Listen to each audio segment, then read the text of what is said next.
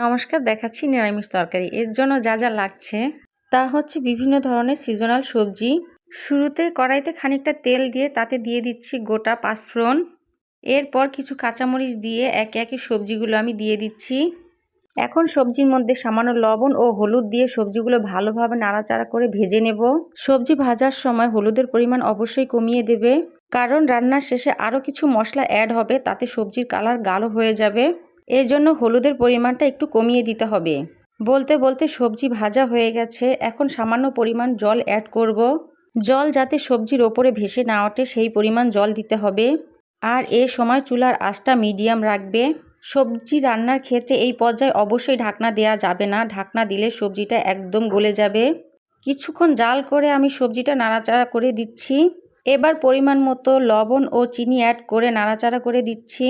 নিরামিষ তরকারিতে একটু চিনি ব্যবহার করতে হয়, এতে স্বাদের ব্যালেন্সটা ঠিক থাকে।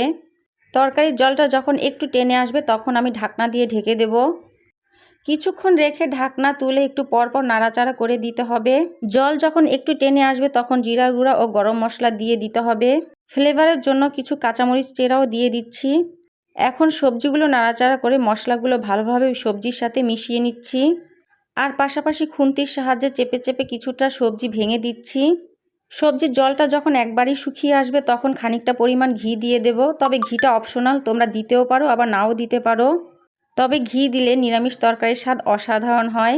ঘি দিয়ে সবজিগুলো আবারও ভালোভাবে নাড়াচাড়া করে ঘিয়ের সাথে সবজিটা মিশিয়ে নিতে হবে।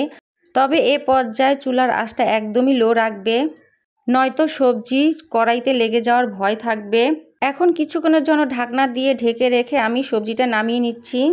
তো দেখো, তৈরি হয়ে গেল নিরামিষ সবজি। তোমাদের ভালো লাগলে অবশ্যই বাসায় একবার ট্রাই করবে। সবাই ভালো থেকো, টাটা।